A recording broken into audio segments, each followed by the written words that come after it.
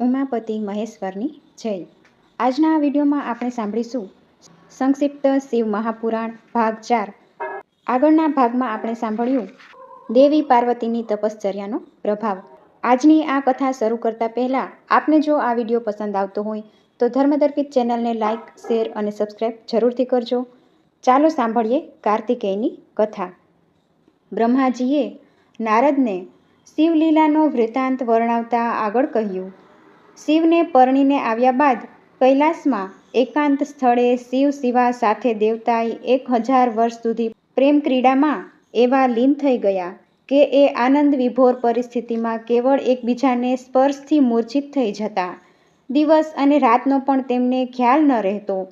આ બાજુ દેવો સદાશિવના પુત્રના હાથે તારકાસુર ક્યારે ધરાશયી થાય તેની વાટ જોતા હતા.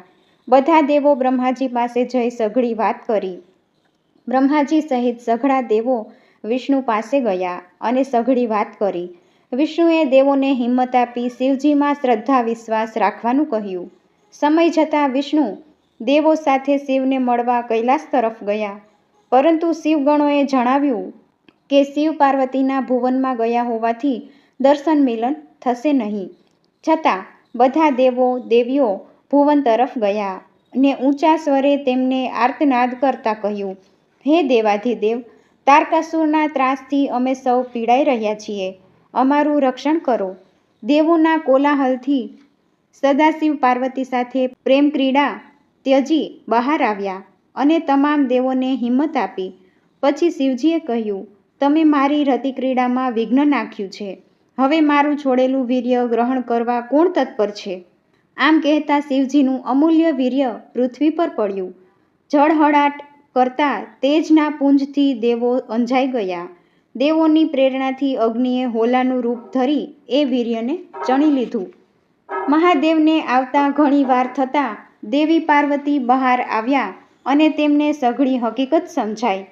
તેથી તેઓ ક્રોધિત થઈને દેવોને શાપ આપ્યો, તમે બધાએ અમારા વિહારમાં વિક્ષેપ પાડ્યો છે, જેનાથી હું પુત્ર વિહોણી રહી છું. તેથી તમને શાપ આપું છું કે આજથી માંડી તમારી નારીઓ વાંઝણી રહેશે. પછી અગ્નિને શાપ દેતા કહ્યું, હે દુષ્ટ, તું સદાશિવનું તેજ ગળી ગયો. તે ઠીક નથી કર્યું. આજથી તું સર્વભક્ષી બનીશ. પવિત્ર તેમજ અપવિત્ર સઘળું તું આરોગ, અને દેવો તારા થકી તે બધું આરોગશે. અગ્નિને શાપ આપ્યા બાદ ઘણા સમય બાદ પાર્વતીએ બીજા પુત્ર ગણેશને જન્મ આપ્યો. તેની કથા પાછળ આવશે. દેવોએ અપાતી આહુતિઓ અગ્નિમાં અપાય છે. અગ્નિ દ્વારા મળતું અન્ન દેવો ભક્ષણ કરતા હોવાથી અગ્નિએ ગ્રહણ કરેલું મહાદેવનું તેજ દેવોના શરીરમાં ગયું. તેથી તેઓ ગર્ભયુક્ત બન્યા. દેવો આથી ભયભીત થઈ શિવને શરણે આવ્યા. શિવની સૂચનાથી વીર્યને ઓકી કાઢવાનું કહેતા દેવોએ ઉલટી વાટે મહાદેવનું તેજ બહાર કાઢ્યું. પછી તેઓ સુખની અનુભૂતિ કરવા લાગ્યા. પછી અગ્નિને ગર્ભમુક્ત કરવા શિવે તેને કહ્યું, માઘ મહિનામાં પ્રયાગમાં સવારે જે સ્ત્રીઓ સ્નાન કરવા આવે તેમાં તું શિવ તેજનો પ્રવેશ કરાવ. તેથી તું દાહ મુક્ત બનીશ. તેથી અગ્નિએ પ્રયાગ પાસે જઈ જ્વાળા રૂપે પ્રકટ થઈ સ્ત્રીઓની વાટ જોવા માંડી. માઘ માસની કડકડતી ઠંડીમાં સપ્તર્ષિઓની પત્નીઓ આવી. મુનિપત્નીઓ જ્વાળા જોઈ તાપવા લાગી. અરુંધતીએ તેમને રોકી, પણ 6 સ્ત્રીઓ તાપવા બેસી જતાં અગ્નિએ તેમના રૂવાડા દ્વારા સદાશિવનું તેજ પ્રસરાવી દઈ પોતે મુક્ત બન્યો. મુનિપત્નીઓ સગર્ભા બનતા તેમના પતિએ તેમને ત્યજી દીધી. આથી તેમણે હિમાલય જઈ શિવજીની પ્રેરણાથી શિવવીર્ય ત્યજી દીધું. હિમાલયે તે વીર્ય સહન ન થતાં તેને ગંગામાં પધરાવી દીધું. ગંગાના જળચરોને તે તેજ દઝાડતા ગંગાએ મોટા તરંગો ઉછાળીને તેને કાસડાના ગુચ્છામાં ફેંકી દીધું. એમાંથી એક સુંદર, મનોહર, તેજસ્વી શિવપુત્રની ઉત્પત્તિ થઈ. તે દિવસ માગસર સુદ છઠની તિથિનો દિવસ. દીકરાનો પ્રાદુર્ભાવ થયેલો જોઈ શિવ શિવા ખૂબ જ પ્રસન્ન થયા. સઘળા દેવો આનંદપૂર્વક જયઘોષ કરવા લાગ્યા. સ્વર્ગમાં દુંદુભીના ધ્વનિ ગુંજવા લાગ્યા. દેવોએ પુષ્પવૃષ્ટિ કરી મોટો ઉત્સવ મનાવ્યો.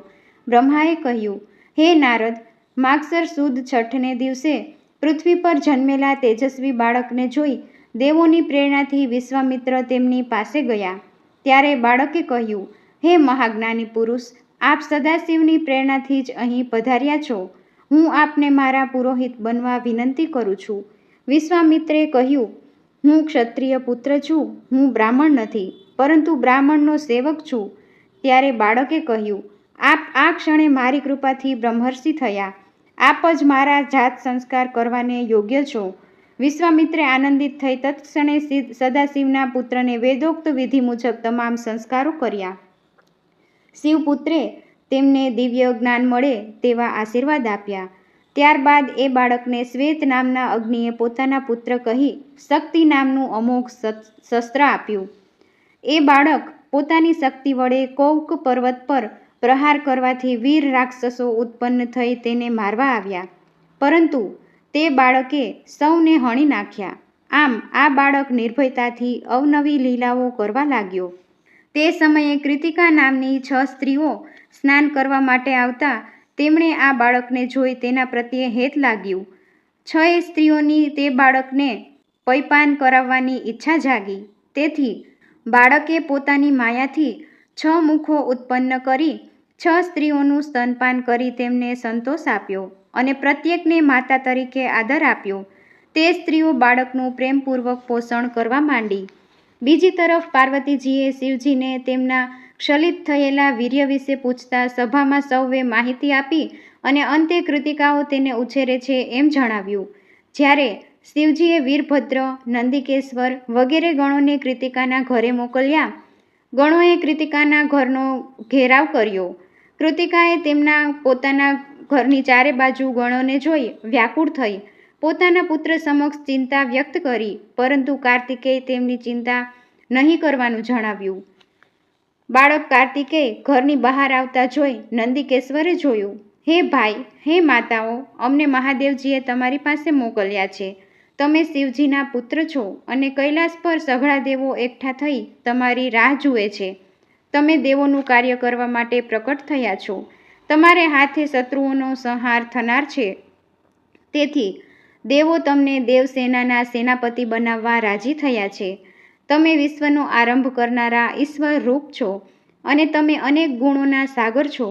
તેથી આ માતૃકાઓ તમને સાચવવા માટે સમર્થ નથી. તમે અમારી સાથે ચાલો. કાર્તિકેય માતાઓને સાંત્વના આપી ગણો સાથે રુદ્રદેવના ઘર તરફ આવ્યા. કાર્તિકેયના આગમનથી સમાચાર ચારે બાજુ ફેલાયા. સદાશિવ પાર્વતીએ પણ પ્રસન્નતા અનુભવી. ચારે બાજુ પુષ્પના તોરણો ટીંગાડ્યા. વાજિંત્રોના સૂરો લહેરાવા લાગ્યા. શંખ ધ્વનિ થવા લાગ્યો. દેવપત્નીઓની સાથે પાર્વતીએ તેમનું ભવ્ય સ્વાગત કર્યું. કાર્તિકેયે માતા પિતાને પ્રણામ કરી ભેટી પડ્યા.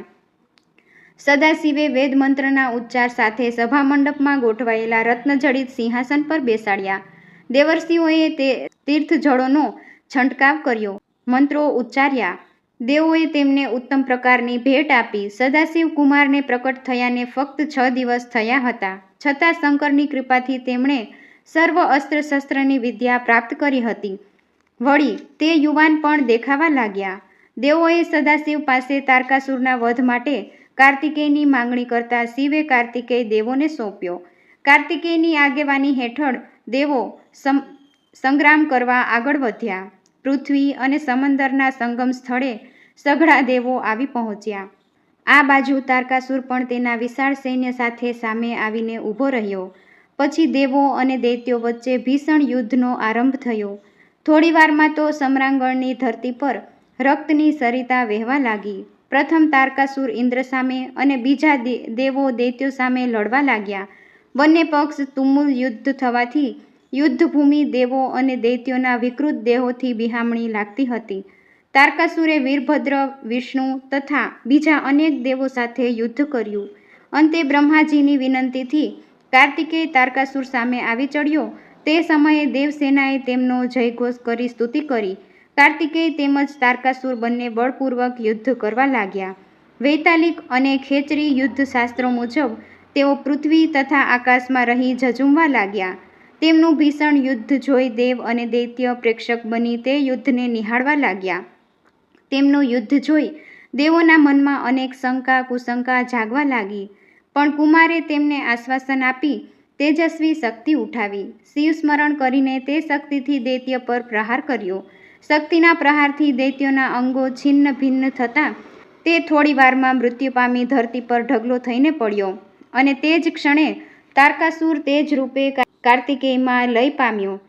કાર્તિકેયનું આ પરાક્રમ જોઈ શિવ પાર્વતી પણ ત્યાં આવી પહોંચ્યા. સઘળા દેવોએ શિવ પાર્વતી તથા કાર્તિકેયની સ્તુતિ કરી આરતી ઉતારી.